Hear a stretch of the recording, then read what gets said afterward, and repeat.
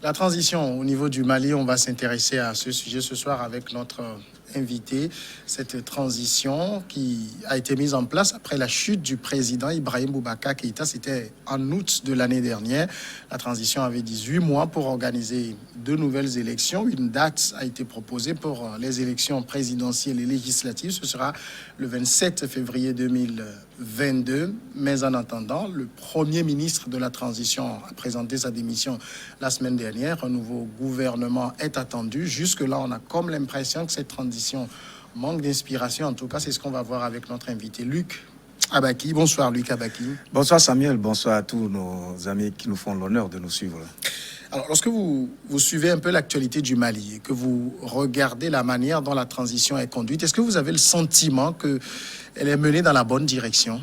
Non, c'est pas évident. C'est pas évident parce qu'il y a une lourdeur qu'on observe tout naturellement, pour la simple raison que juste au lendemain de la chute de IBK, qui a été en réalité suscité par un mouvement populaire, mais conclu, bien entendu, par la junte militaire, le processus qui a conduit à la mise en place donc, de l'équipe dirigeante actuelle n'avait pas été suffisamment inclusif. Vous voyez que tous ceux qui ont donc œuvré véritablement pour ébranler le pouvoir de IBK n'ont pas été justement associés à cette dynamique-là. Et du coup, on imaginait bien entendu que le processus pourrait avoir une certaine lourdeur. Et donc, effectivement, lorsqu'on voit aujourd'hui, après pratiquement 8 mois donc d'exercice de cette transition, où Mokhtar Ouane a été justement obligé de mettre encore sa démission avec des lourdeurs qui sont donc suscitées, bien entendu, par l'armée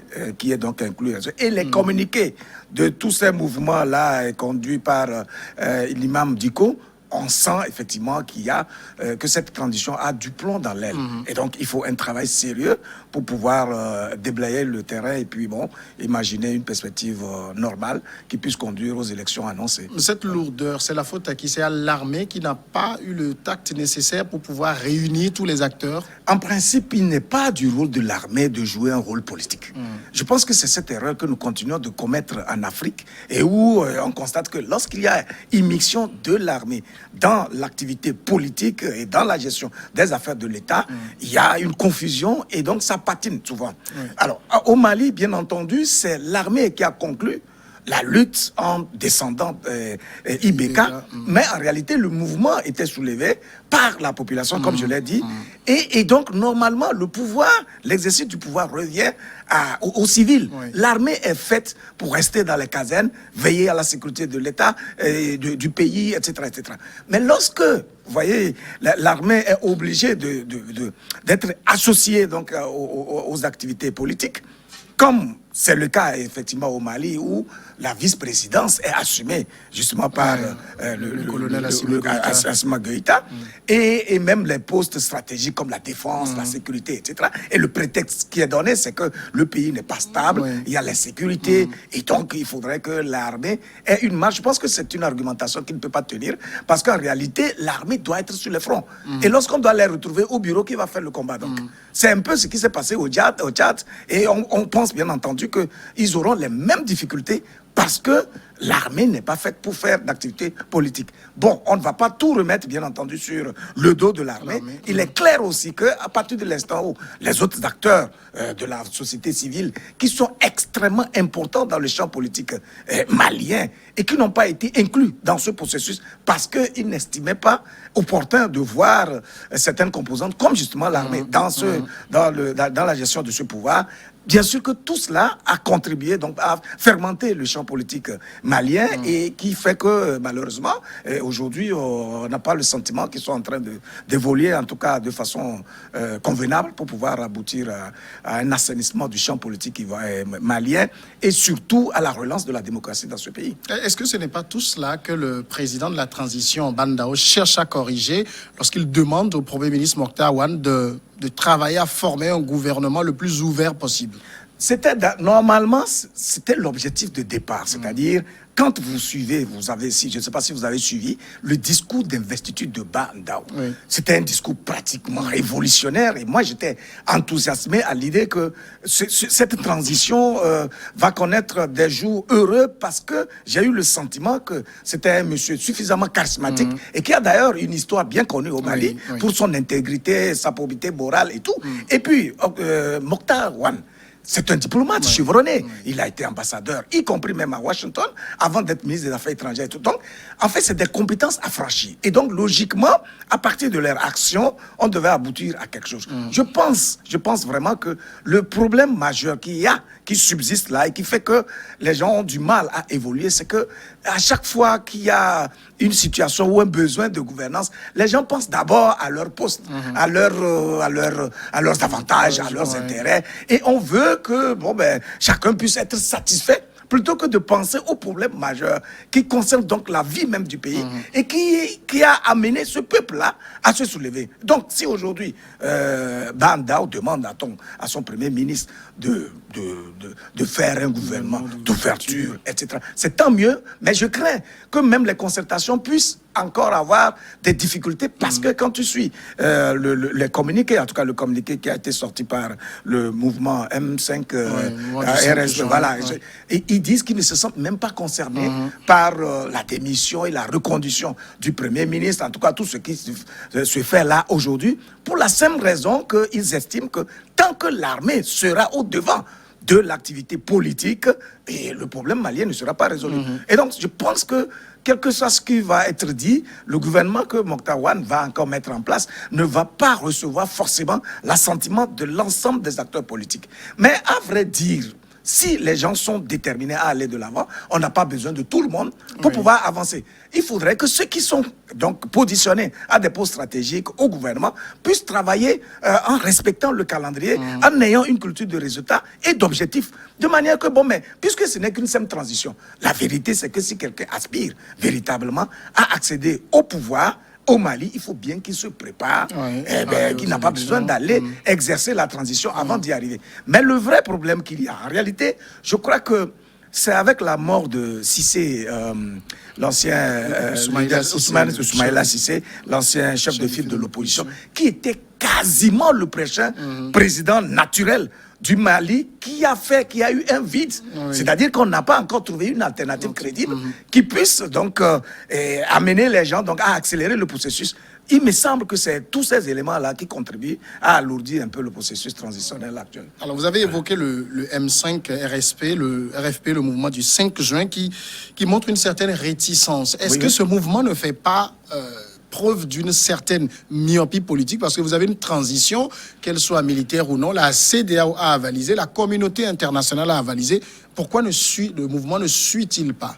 Oui, le mouvement en question a le sentiment d'être plutôt proche du peuple.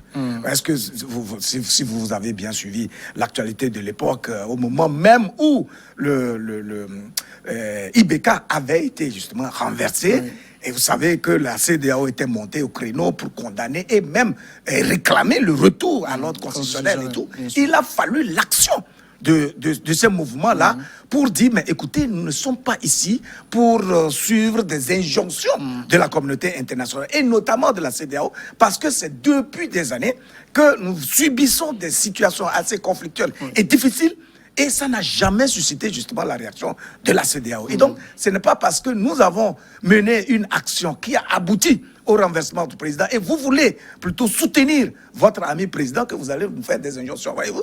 Donc si ce mouvement-là reste dans cette logique-là, qui consiste à dire, nous sommes plutôt maliens, nous sommes souverains, nous parlons de nos intérêts, de nos aspirations profondes, évidemment qu'elle n'aura plus d'oreilles pour écouter ce qui va se passer sur le champ international et toutes les validations qui auront lieu sur le processus électoral.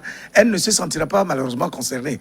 Or, effectivement, comme vous le dites, ça donne finalement le sentiment d'une myopie, d'autant plus que leur gesticulation ne donne aucun résultat particulier, à moins pour eux de déverser à nouveau la population malienne dans les rues de Bamako et d'autres villes du pays, au point de renverser tous les mouvements actuels, enfin, toute l'équipe qui est encore mise en place aussi. Mais je crois qu'il faut faire preuve d'ouverture et de tolérance pour dire, à partir du moment où c'est des Maliens qui sont à la tête du pays, dans les ministères stratégiques, il faut les laisser conduire et donc se préparer justement pour la présidentielle. Oui. Plutôt que de vouloir justement mettre du plomb dans l'aile et enfin, jeter de l'opprobre sur le processus et finalement on va patiner sans pouvoir évoluer. Et ce sera dommage bien entendu pour le Mali. Dans ce contexte où on doit se préparer quand même à de nouvelles élections, je l'ai dit, c'est le 27 février 2022 qu'il y aura les présidentielles et législatives couplées.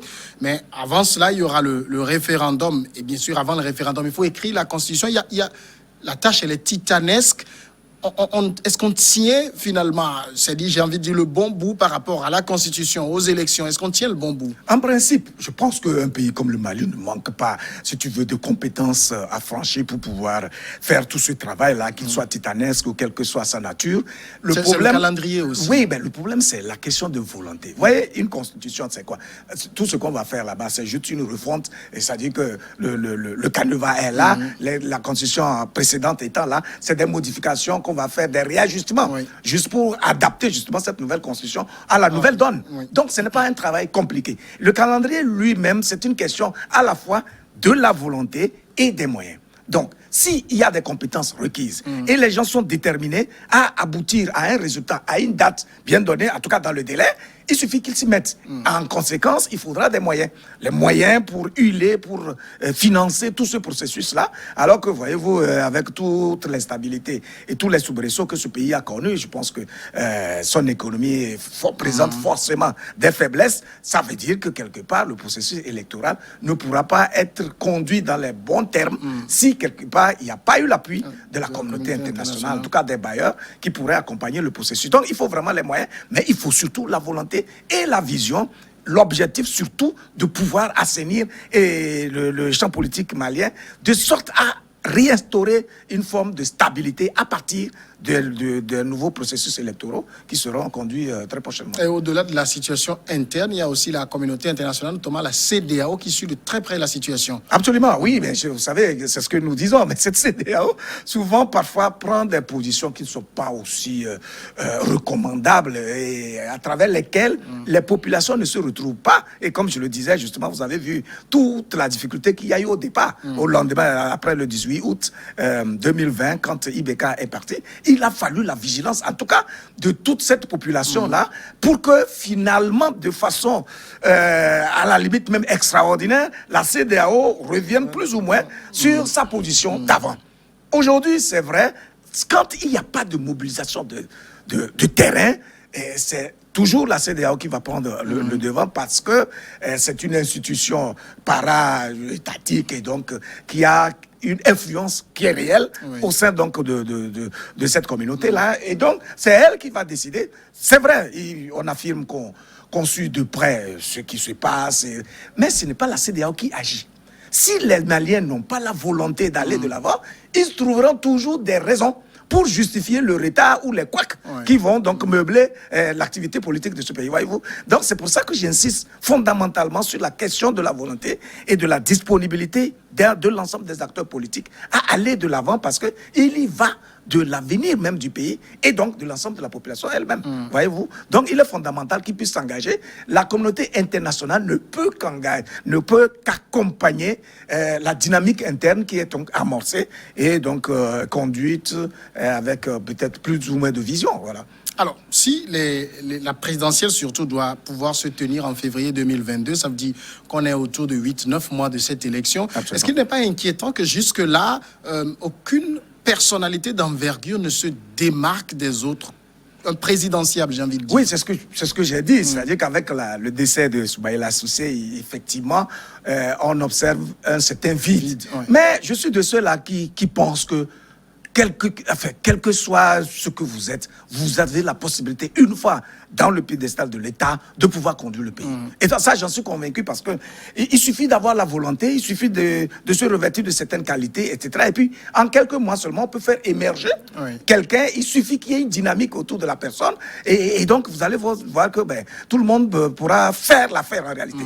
C'est vrai qu'à partir du moment où aujourd'hui, on a l'impression qu'il n'y a personne d'envergure, voilà pourquoi tout le monde semble convoiter justement le poste et tire le drap de son côté-là. Et donc ces mouvements-là, je suis convaincu que ces mouvements sont en train de viser justement le poste de président et voudraient que la transition soit conduite d'une certaine manière, de sorte à pouvoir favoriser voilà, le positionnement de leurs éléments. Voilà pourquoi ils sont obligés de... Si l'imam Dicko était par exemple disposé à faire la politique, c'est une personnalité charismatique, incontournable, qui pourrait bien entendu faire l'affaire dans ce contexte-là. Il a décidé de rester intègre et puis en harmonie avec sa philosophie religieuse qui est bon, donc de juste servir le peuple à travers...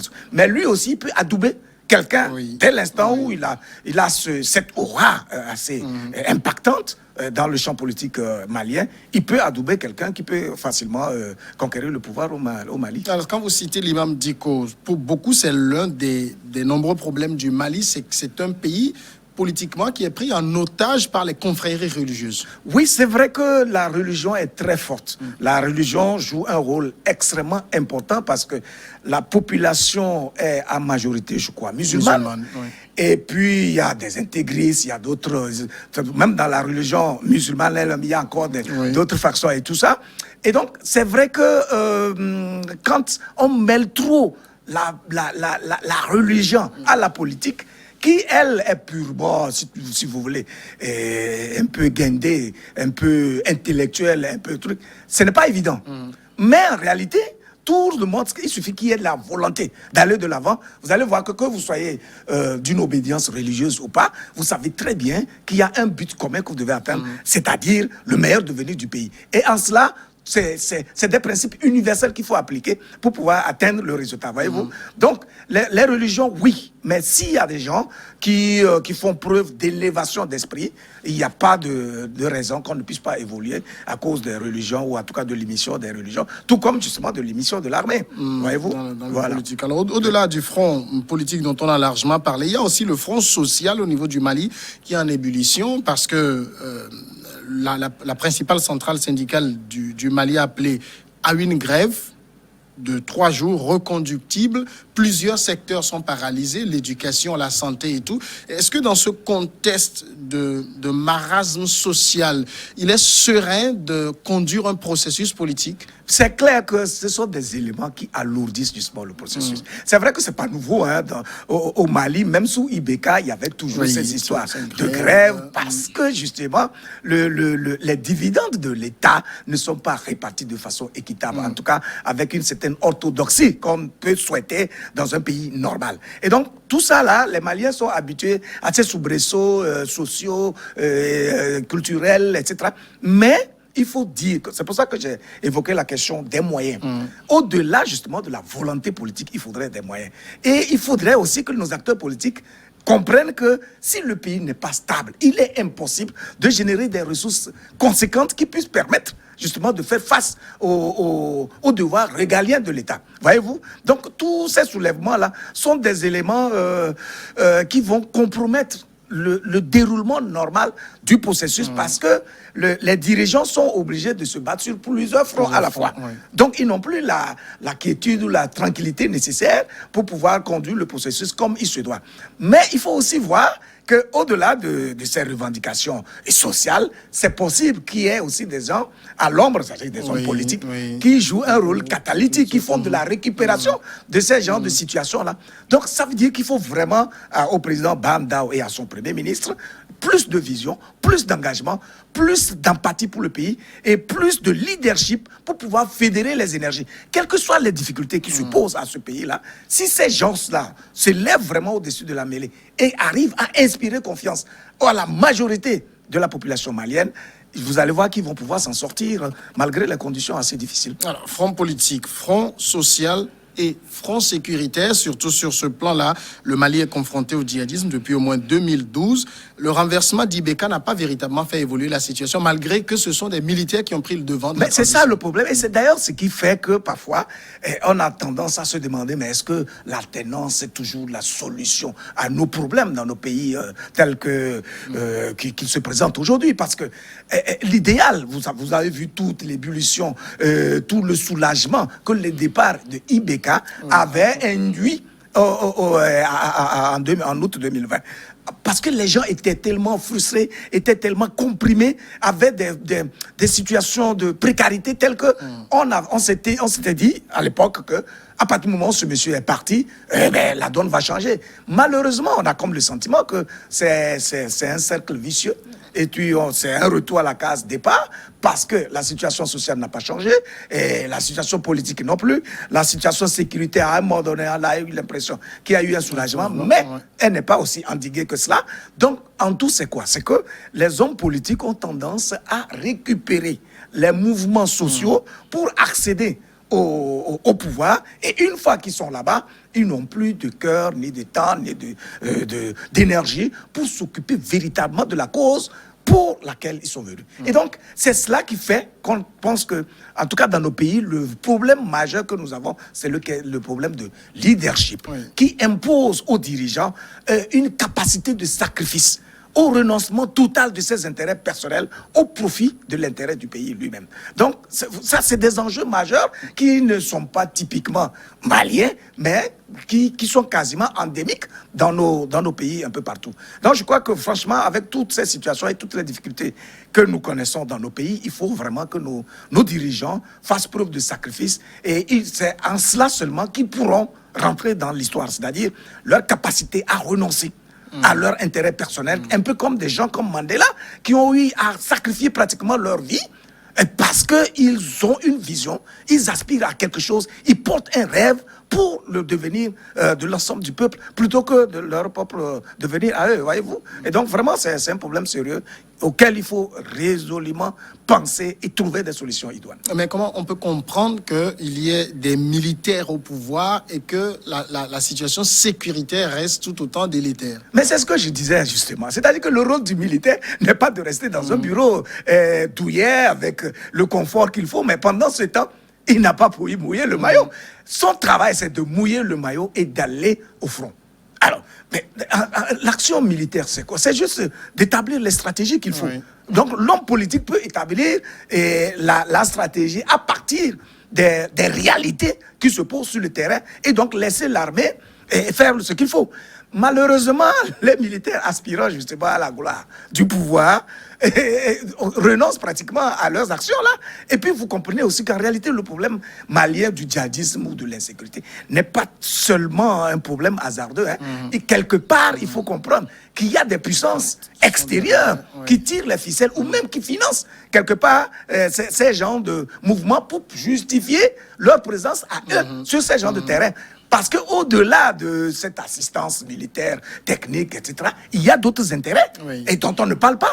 Donc, vous comprenez? Ça veut dire qu'il y a beaucoup d'enjeux autour et parfois les dirigeants sont pris quasiment en étau et ils n'ont pas de solution. Et vous allez voir que les solutions ne viendront pas forcément des hommes politiques maliens, mais de l'extérieur parce que tout ce qui se joue avec la géopolitique, avec les intérêts, avec un certain nombre de pouvoirs, etc. etc. C'est un peu compliqué en tout cas. C'est vraiment compliqué. C'est un labyrinthe. Alors, en tout cas, on scrute véritablement le 27 février prochain pour les élections présidentielles, surtout législatives. Alors, il y a un militaire, c'est un militaire qui tient le ministère de la décentralisation, qui est en charge de l'organisation de ce scrutin. Est-ce que vous avez le sentiment que les ministères vont organiser un jeu ouvert, laisser cette élection être libre, transparente, pour que le choix des Maliens ressorte des urnes? À l'allure où vont les choses, j'ai des doutes. J'ai des doutes parce que d'ailleurs, si le président Bandao a été obligé de refondre le gouvernement actuel, c'est sans doute parce qu'il y a des lourdeurs, c'est-à-dire que les gens ne sont pas prêts à faire jeu franc, à laisser les coups de franche à certaines personnes pour pouvoir agir et assainir le champ politique. Voyez-vous? Donc, les militaires, quelque part, jouent aussi leur intérêt. Et ça se sent Parce que, à partir même de ce que le mouvement, là, le M5, a dit clairement que tant que les militaires seront au devant de la scène politique malienne, le problème malien ne sera pas résolu. C'est certainement à connaissance de cause. C'est-à-dire qu'ils ont constaté que les militaires ont une propension à vouloir s'accaparer du pouvoir. Oui. Et pourquoi? Parce que ils se disent, nous avons les armes, nous avons la force, nous avons ce qu'il faut donc pour avoir la main sur les citoyens. Et c'est un peu dommage que jusqu'au XXIe siècle, nous puissions être encore à ce niveau de perception de la vie, où nous pensons que conduire les gens nécessite forcément la force brute, l'arme, voilà, l'intimidation et tout ça. Et donc, on a comme le sentiment qu'on conduit nos peuples comme des troupeaux apeurés qui ne doivent pas contribuer par leurs idées, par leur fertilité d'initiative, etc., etc. Donc, je crois que les militaires ont ce devoir vraiment d'ouvrir leur esprit et de comprendre que leur travail n'est pas un travail politique. Ce n'est pas l'exercice du pouvoir, mais c'est la défense de l'intégrité du territoire, c'est l'assurance de la sécurité du peuple et que le pouvoir revient fondamentalement aux civils et c'est à eux qu'ils doivent se soumettre. Franchement, il faut qu'ils oublient qu'ils doivent bomber le torse avec l'arme et se soumettre justement à l'exercice, en tout cas aux décisions qu'ils doivent se prendre. Et vous allez voir, Bandao lui-même, c'était un officier. Oui. C'est parce qu'il est à la retraite. Et donc l'armée ne voulait pas absolument un homme totalement civil qui vienne donc leur donner des instructions, des commandements. Donc, vous voyez un peu l'esprit. Et ça, c'est très dommage, parce que là, ça veut dire que nous avons une perception assez périphérique de l'activité politique. Et vraiment, c'est inquiétant. Est-ce qu'il y a quand même de quoi être optimiste pour le Mali?